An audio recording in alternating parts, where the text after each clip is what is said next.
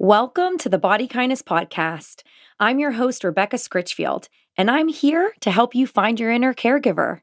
You'll have more compassion, less shame, and the tools you need to deal with a culture that just does not want you to be free to give yourself fierce love. You are welcome and you belong in our community, where we value your well-being. We share our experiences and support each other on the body kindness journey, and we know that your health and your worth is not dependent on your weight. If you would like to enjoy self-care, be less self-critical, and make your life about more than your health routines, join us at bodykindnessbook.com/start.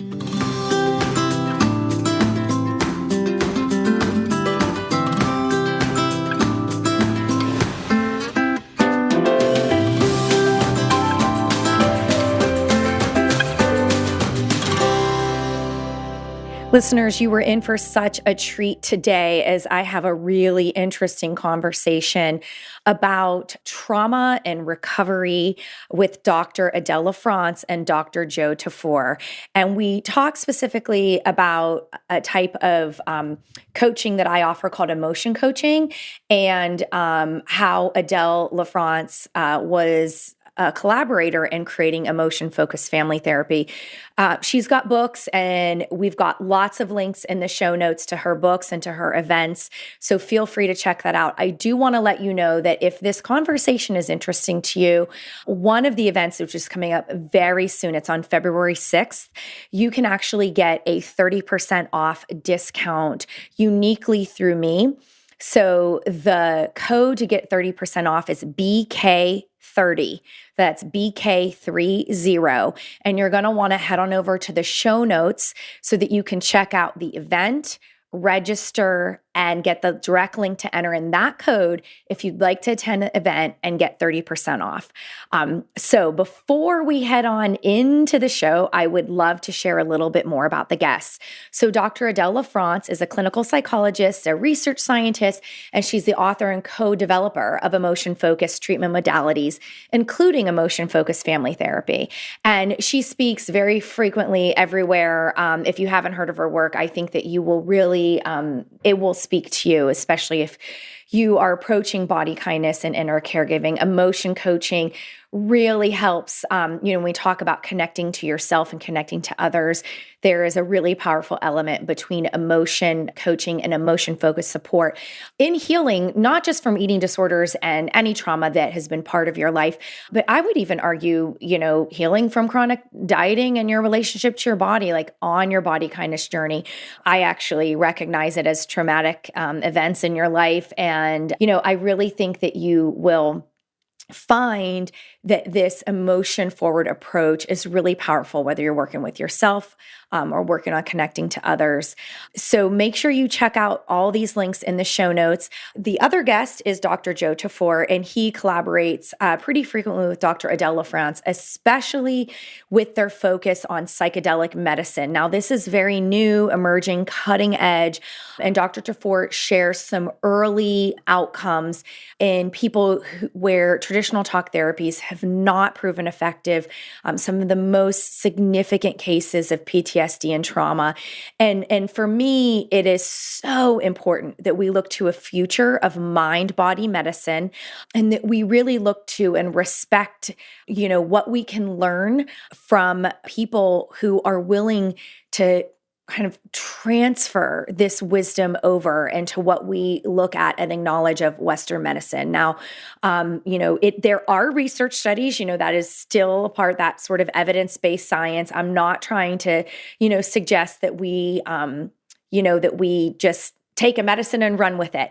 But I do think, right, that it is so important, and everything that I've been learning from Adele and training and supervising with her the past couple years, and really looking at how do we get through emotion blocks with people, and just be open-minded that there is medicines that we are not yet using that could be really powerful and beneficial and healing. Dr. Tafur also has a book called The Fellowship of the River, A Medical Doctor's Exploration into Traditional Amazonian Plant Medicine. And again, all the links to their books and their events are in the show notes. If you can snag a discount for the February 6th event, that would be amazing. But there are other events coming up in March and in April. And I'm really excited to bring you this conversation, help you dig a little bit deeper. And I really hope it helps you learn and grow and in your body kindness practice. Thanks so much for listening. If you have questions or concerns, you can always email me. It's Rebecca@bodykindnessbook.com.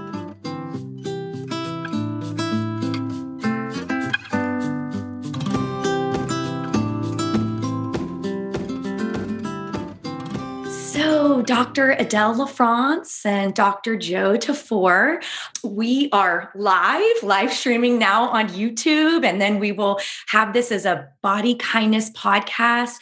I just wanted to say thank you so much for giving me your time today and having a conversation about a topic that is actually very new to me. We are going to be talking about emotion coaching, emotion-focused family therapy, and psychedelics. So I'm so honored and thrilled. I know you are the best in leading edge here. So listeners are in for a real treat. Thank you so much for being here today. Thanks, Rebecca. Thank you, Rebecca. I just wanted to start by letting the viewers know a little bit more about how I came to want to have a conversation with you. And Adele, it starts with you. I heard about your work from a fellow dietitian. And the second I heard it, I was like, oh my gosh, this is up my alley. Where can I sign? Take my money, give me all the trainings. And so I was very lucky. I did a 2-day workshop that you offered. I want to say it was in June, and it was on emotion-focused family therapy and emotion coaching. And it was like within the first hour, and definitely by the end, it was this, where has this been all my life? This is such an important tool for healing. And it seemed so simple, almost like this is too easy. It's too simple. And I could also imagine, how difficult it could be, not necessarily to learn, but just to implement and to build your confidence around it. And so the first thing that I wanted to say is that for any, listener who might be working on a healing journey, helping a family member heal, or if you're a helping professional, emotion coaching and emotion-focused family therapy is really powerful. That includes if you're, a dietitian, you identify as a helping professional, certainly therapists.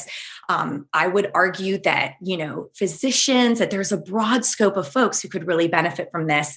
And just briefly, so folks can see and hear about and get these links in the show notes, you do have a couple of books that I bought right away that I'm working my way through.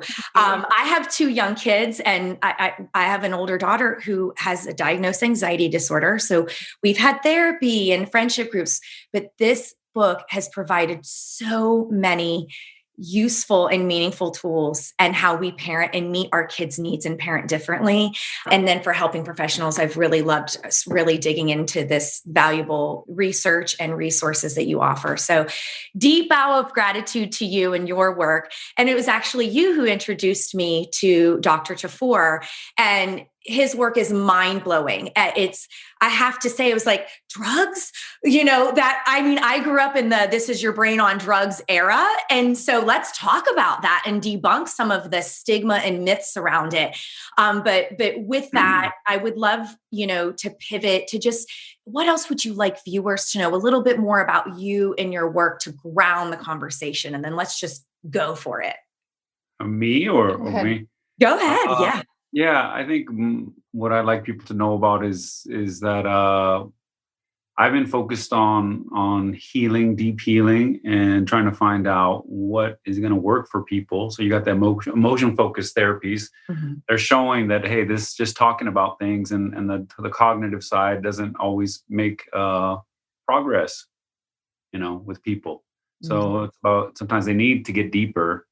And that first stage is maybe in their emotional, journey, really deeper into their emotional life, their past life, I've never passed their past, their traumas, all that kind of stuff, and working through that. And so then now the psychedelic therapies, I have my background working with ayahuasca and plant medicines in South America. The psychedelic therapies seem to amplify the potential of that kind of work. Mm-hmm. And there's no question about that, about the breakthroughs that are happening in psychedelic research and psychiatry with PTSD, with anxiety, now with the new areas they're looking at addiction, depression, things like that, problems that we struggle with so much. And that's how we came to connect, was just, eating disorders, for example. Mm-hmm. I'm a medical doctor, and the attitude towards that when I was coming through training was, hey, these people, there's not much we can do. And so it's about bringing this other dimension to it, the emotional dimension, to their healing. And, even for me, spiritual dimension as well, mm-hmm. bringing those elements. And then you see progress start happening for individuals. Right. And Adele, it reminds me of in your training when you talk about the blocks. That's right. Mm-hmm. Right. And so is that where we might pivot, like maybe get a foundation for emotion coaching and sort of how these two might blend when we reach a block in our cognitive work? Yeah. So the idea here is, like, I did some research a number of years ago to understand why parents and caregivers of children with mental health issues sometimes acted in ways that weren't helpful or were obstructive or were accommodating or enabling. And I couldn't understand what was going on. And, in our rounds, we would talk about, like, oh, this parent just doesn't get it, or this parent's just not motivated to help the child. They're enmeshed. They're benefiting from the illness somehow. All these theories that didn't sit well with me, because I was trained in a humanistic perspective where fundamentally we are all good. And so how does that kind of match up? So I started learning more about emotion-focused techniques, about emotion science, and in particular, Dan Siegel's work really inspired me, because he would talk about the fact that when emotion is high, you can't access logic, reasoning, problem-solving abilities, capacities to learn, or even your fund of knowledge that you've already acquired.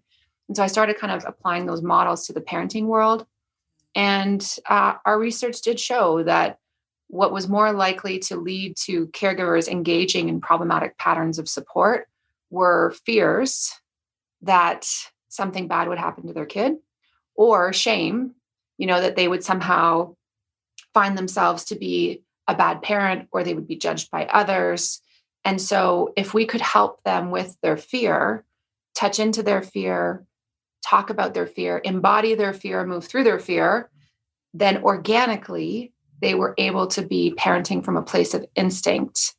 Likewise, if we touched into their shame or their self-blame, for things that they wish they would have done, or any narrative of, self-blame that they carried, and we didn't reassure them. We couldn't reassure them. We couldn't say that it's not your fault. We tried that for years. Like, oh, this bad thing happened in your family's life. Not your fault, not your fault. Doesn't work. Like, that doesn't transform deep shame or self-blame.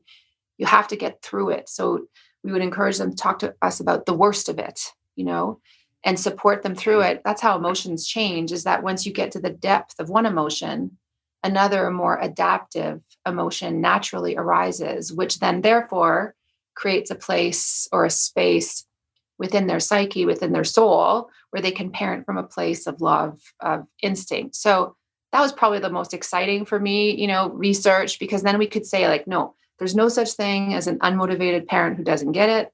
There's a parent who's terrified of making a misstep that might be worse, or who's terribly self-blaming, for difficulties that have happened, and we can help them.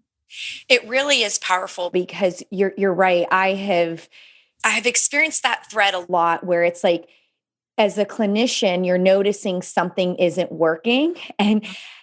I think it could be our own shame that then triggers this blame. Well, they're non-compliant, or they're not. Yeah. And it is so judgmental, right? Like, if you think of empathy from their side of things, where are you saying that I'm broken, or this isn't going to work for me, or is it's hopeless?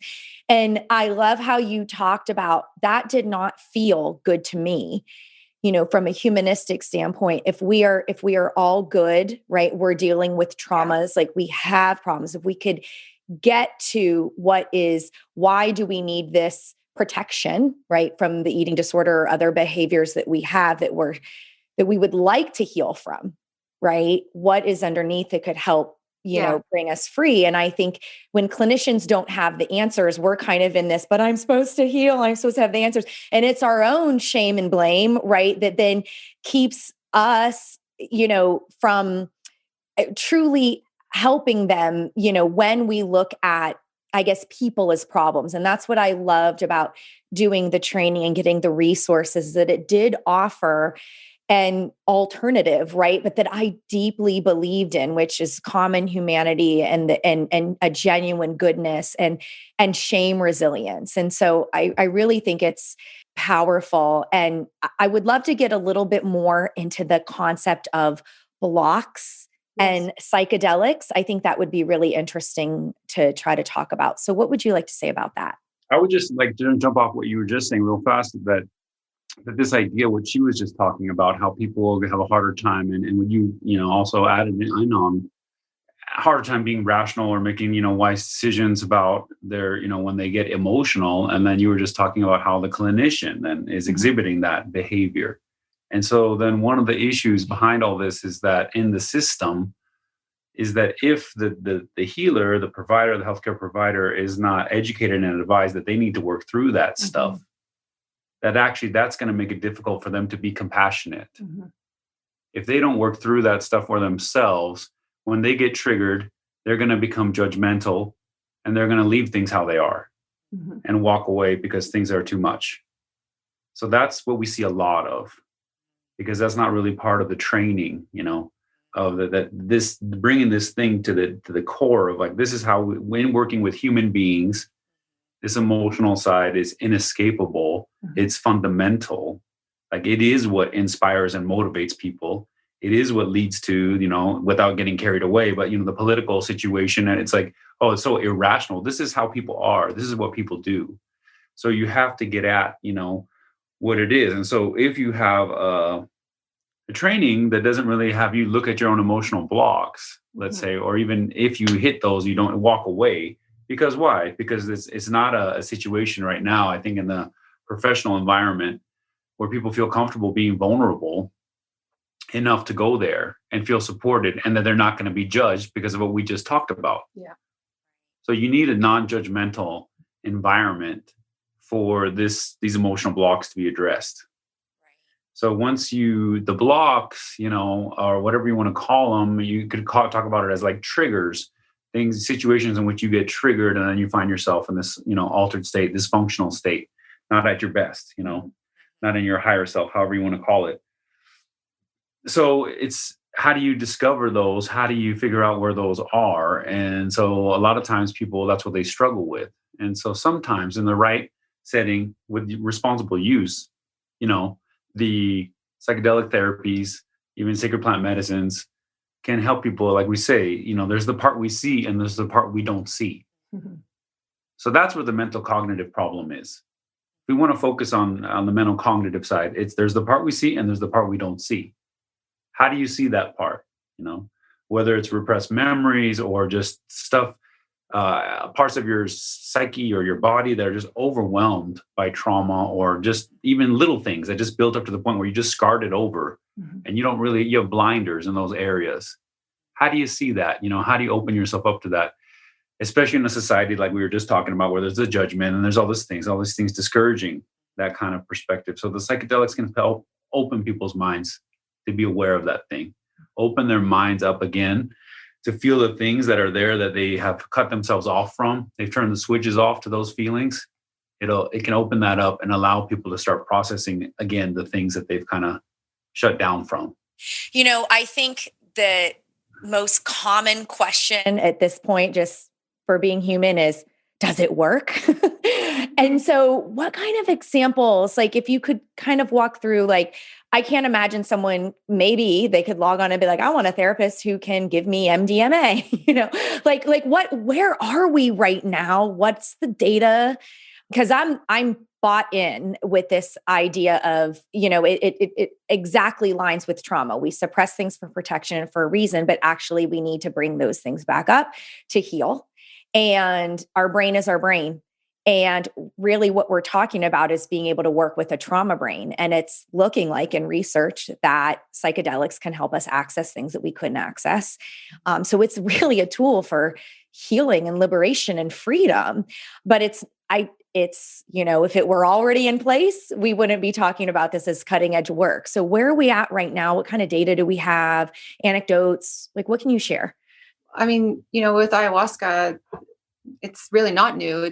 Ayahuasca has been used in ceremonial contexts for a very long time in Indigenous traditions.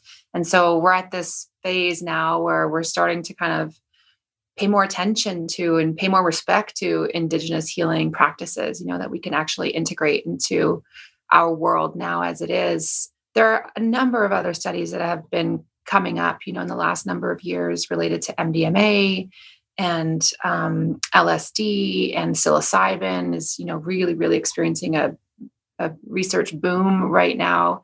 And I guess and so there's lots of preliminary data to show that there's great promise, but we have to be really careful because it's still early days. And one thing that we are learning is that set and setting really is significant. I mean, it's been talked about for years, but it really, really is important for someone to be really ready for this kind of experience and to be able to have an experience in a setting where they feel safe and where they are resourced, so not just internal resource, but external resource, social support, integration support, depending on, where they're from and what kind of help they have.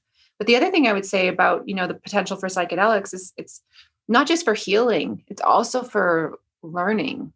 Like one of the things that people don't know about my work with EFFT is that a lot of the kind of deeper interventions are actually very much informed by my experiences with ayahuasca, where I was having these like really powerful healing moments for myself, or these really massive insights. I'm like, oh my gosh, this needs to be translated, And so a lot of that book, the clinician manual, is actually influenced by what I learned from these sacred plant medicines. So, it's really exciting to think about how there can be an interchange, not just around healing, but around learning how to live, in this world of ours. Dr. Tafur, could you share more about what would you want us to know? And I believe you have a book as well, but about the long history of psychedelics and Indigenous medicine. And, my ancestors came to the United States as settlers or whatever the words. And so I'm aware of Western medicine, and we can appropriate Indigenous practices. And at least where I'm at in my journey, I also want to be very respectful in being a learner and crediting the ancestors and healers. And, how can we be respectful and help to move things forward? So is that something that you could talk about in terms of your work and resources and what we should know? Is I'm imagining that most of, my listeners are mostly involved in the Western medicine realm. Sure. Well, just to kind of go a little bit off of what you're both saying and then lead into that, is that like you're asking about studies and things, and just to give you an idea, like as a medical doctor, and when is this stuff going to come out? When are you going to have MDMA psychotherapy available? You were asking, there's preliminary studies, but they're piling up on the MDMA assisted psychotherapy for PTSD. So the criteria to enter the study, because it's the controversial psychedelic, drug thing like you're talking about, is you have to be treatment resistant to get into the study. So nothing's worked for these people. So the average duration of treatment-resistant chronic PTSD of these people is 18 years from the first batch of data, usually around the 2-decade range. So we're talking 20 years of treatment-resistant. And I'm saying everything you've tried doesn't work. All this Western, what we were just talking about, this perspective, it's not working for these people. So it's really from a very deeply compassionate place that people are really trying to explore these things.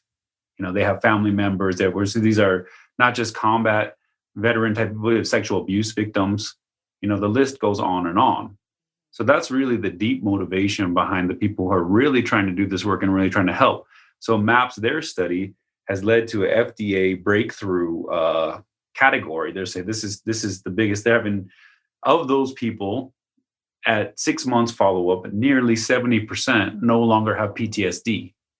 So you go from 20, after 20 years. I'm hearing this 20 years, and it sounds like, I don't know if torture is the right word, but it sounds like a really long time to have to suffer unnecessarily. Like that's what we're all aware of, like Vietnam veteran, that was in the late 60s, everybody knows that these people, sexual abuse victims, their whole life. So this is decades long, for everyone and for It's people that they know and in 70% their family. healing. And Yeah, how long and was the close to study? that, like 60 something, Right. but it's just like it's transformational, it's breakthrough. So the FDA is recognizing that. So they are the first in line. MDMA, assisted psychotherapy, could be available, later this year or next year. That's the timeline. Psilocybin is right behind that. So just to plug back into the other side of it is like, well, MDMA actually originally is sourced. They're making synthetic versions from petroleum, but even still, that mostly they still source, and the worldwide use plant source. And so the original source was the sassafras tree, which is a North American tree. The Native Americans taught the settlers, as we talked about, how to use the root of the sassafras tree to produce saffron oil, which eventually becomes sarsaparilla and root beer, but also becomes sassafras oil, which some people use underground to do this kind of work and otherwise recreationally. And then you can process that one step further and you get MDMA. So the root of this MDMA research here in the United States is Native American culture, and it is from the plants and the trees. So that's really the source of all the, so we have the psilocybin stuff we've been talking about that's the other one that's had a lot of big research studies with it for end of life anxiety and their beginning depression research. That's, the Mazatec culture from Mexico, in southern Mexico. They were the ones that opened that tradition to the, people coming down there in the 60s and the 50s and showing people about mushrooms, and so that turned into everything that it became, meanwhile, their culture is stably still working with that stuff. They didn't have to have freak out and have a war on drugs and then have a psychedelic renaissance and come back around. They've just been going, they've already been through that process that we're just coming to now about how do you use these things respectfully? How do you use these things responsibly? How can you use these things for healing? And so then it just goes on and on as far as the other ones. We have Iboga from West Africa that is leading to the production of ibogaine, which is showing like really incredible potential to help people come off of opiates, to overcome opiate withdrawal and be able to come off and have an opportunity to try to heal while they're not fighting through withdrawal symptoms, which is obviously a major crisis in our country. So those are three big examples. And then there's the other one. So there's LSD research and that stuff that's coming out of a, different tradition. And then there's ketamine, which is, to be honest, is coming out of, like I've been talking about, out of the medieval, like European alchemical chemistry, that whole tradition that has its roots and tinkering around and Merlin and all that stuff and learning about laboratory and chemistry. And that's evolved into what is today the production of ketamine, which is a big thing that's being used in psychotherapy, that people are having psychedelic experiences, even though it was previously used in anesthesia. So it's all rooted. And so it's important. And that's one last thing I want to say.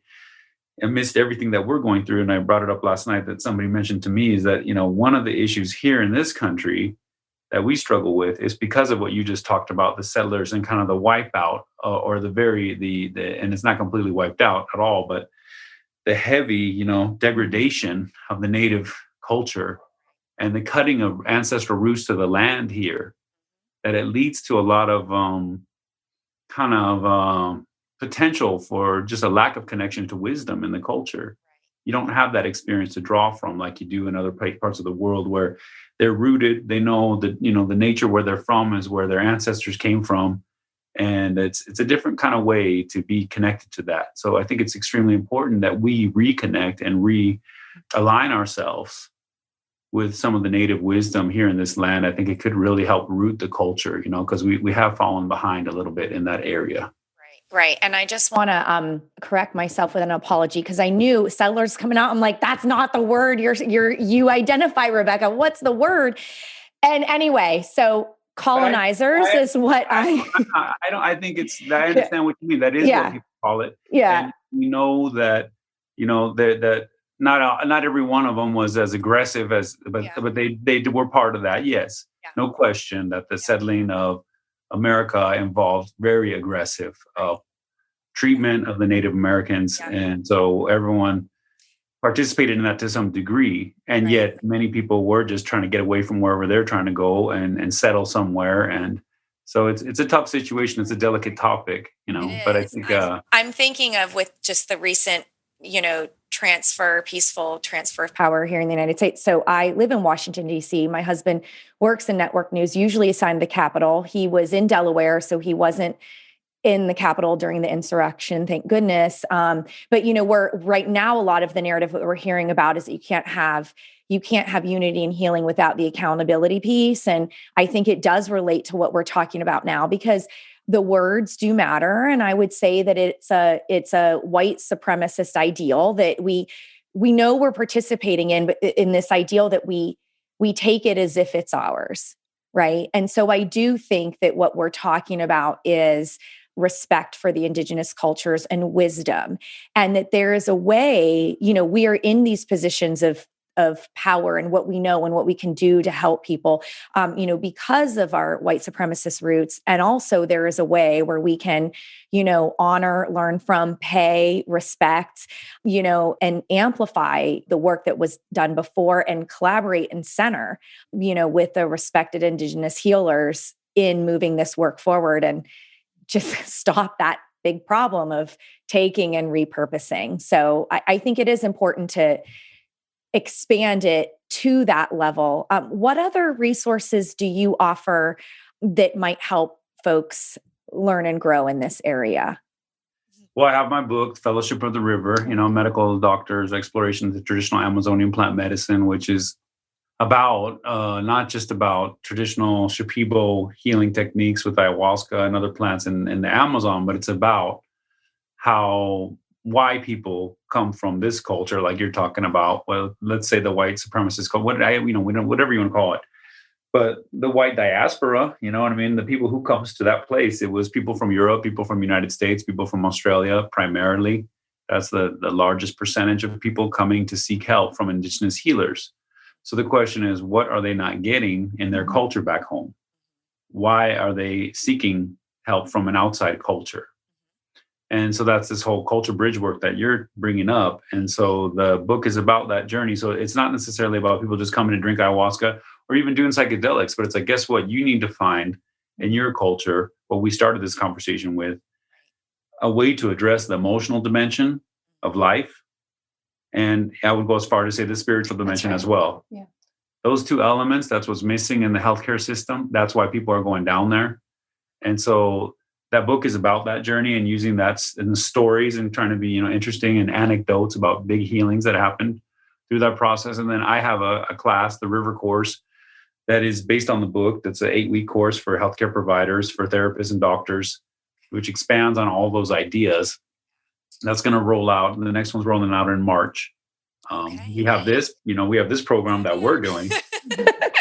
We're doing our program February 6th, which is going to be promoted here through this, which is the beginning of that discussion. Okay. And for me, then I'm going to go, with the healthcare providers and stuff with the River course. Those are my two main things. And then I lead trips when the COVID's not booming, down to walk people through the experience.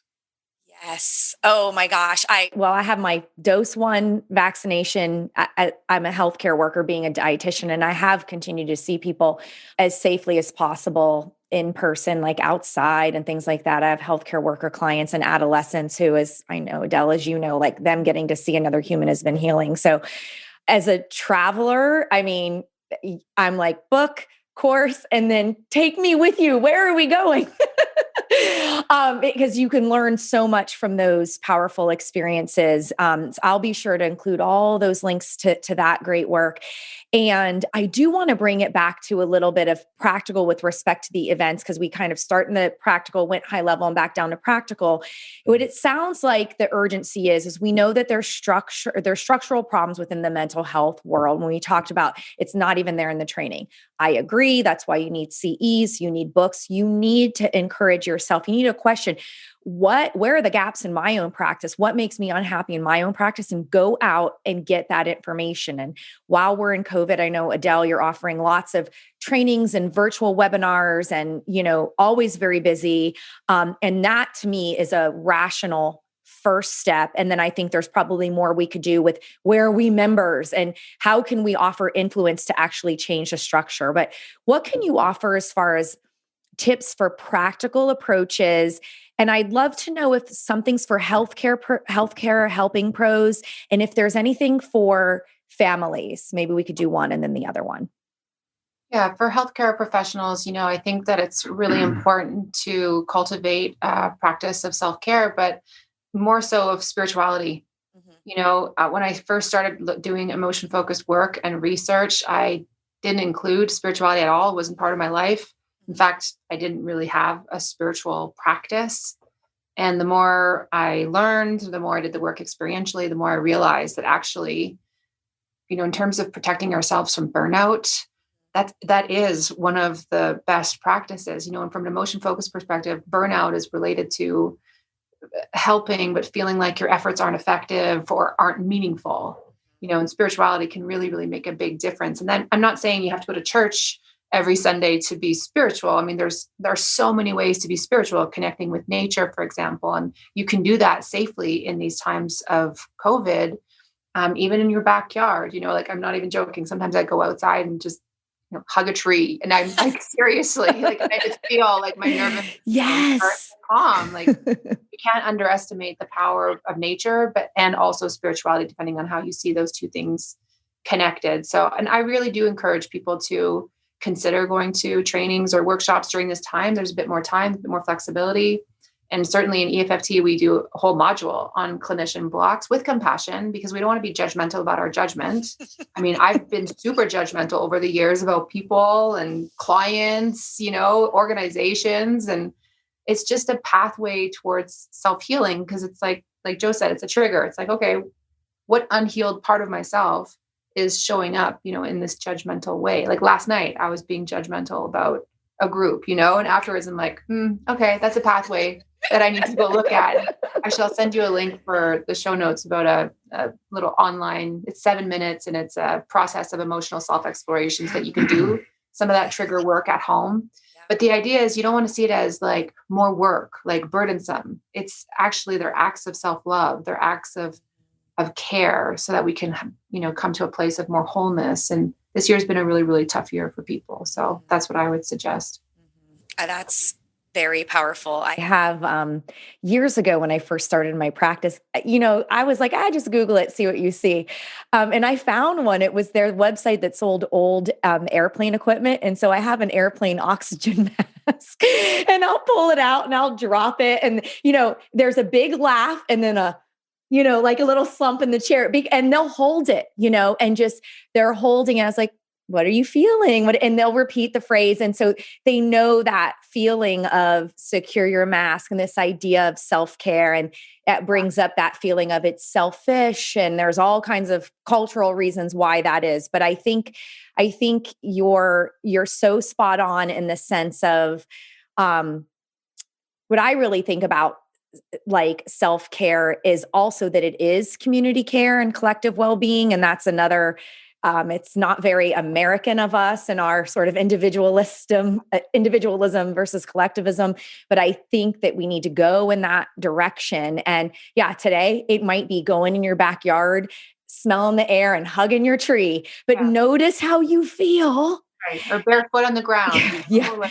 Any of those things. It's really, really important. Yeah. And then, like you said, go deeper. And certainly I think you hit that idea. The second we hear spiritual, I think that we think church, pews, Sundays, God, and whether or not I think you're self-rating, where am I on the, spectrum of religion? And I also think that has to do with, our colonized roots, exactly. And so it's all part of the healing work. And you've given lots of resources, and we're going to include in the show notes between the books and the webinars and events, so that we can connect and check in, with both of you. Any sort of last words of wisdom or powerful encouragement you would like to offer to the universe at this time? I mean, I'll only say one more thing about like advice or whatever. And it's something that is a work in progress for me. So I'm not saying this as an expert in this field, but I really feel like one of our goals has to be to work less, and that sounds weird, but like seriously, to actually work less, work more meaningfully, which was going to evoke fears around scarcity, fears around money, fears around stability. But I think that part of what's going to help us heal, give us the room to heal, the strength to heal, is that, if we're home more, we're in our communities more, engaging more, like at that level.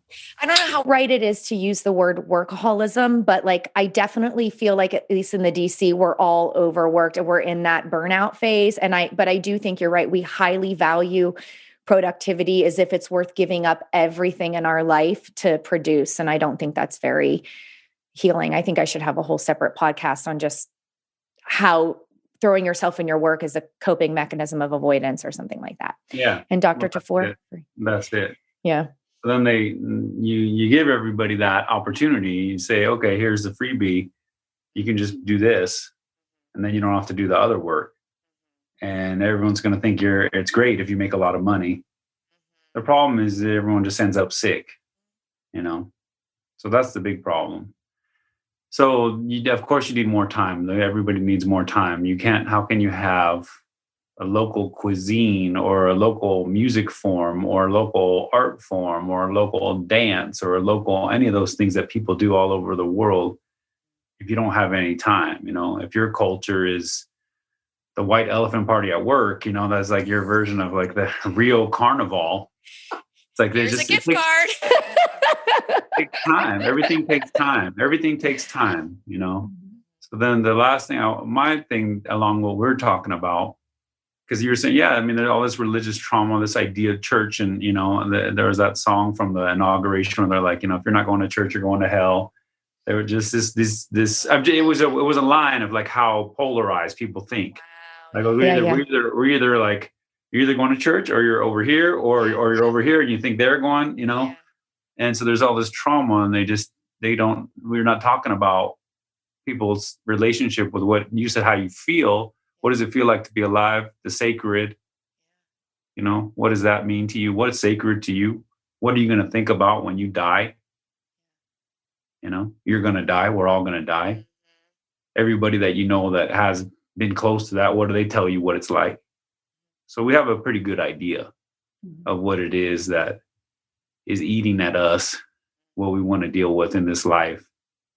And so that's as it relates to emotional health for me, that's one of my phrases from the book, which is, spiritual well-being is reflected in emotional health.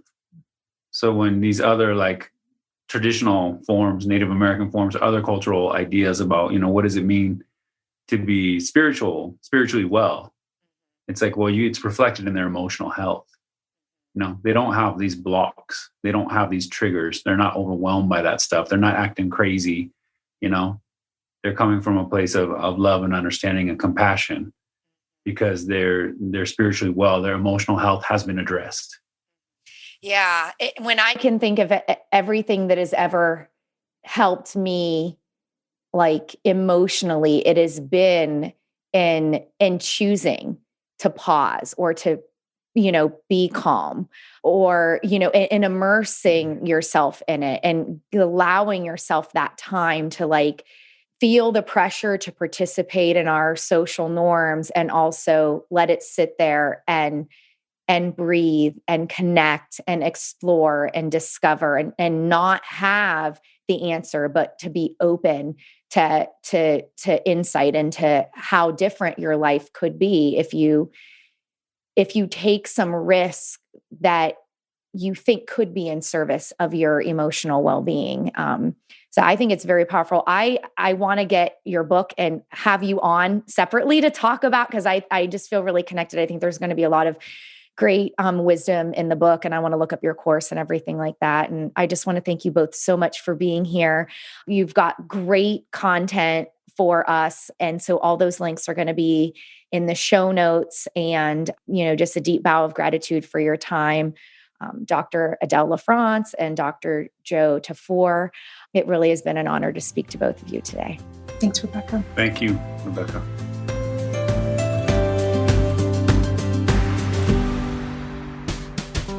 And that's our show. The podcast is made possible with support from listeners. Please donate to help offset production costs at gofundme.com/bodykindness. And please rate and review the show when you have a moment. It really matters. Let's keep the conversations going on Facebook. Search Body Kindness and request to join the group for Body Kindness readers and listeners. Have a question for us to answer on a future episode? Visit bodykindnessbook.com/question. Body Kindness books and audiobooks are available wherever books are sold. To request a signed print copy, visit bodykindnessbook.com/order. For other questions about this podcast, please email info@bodykindnessbook.com.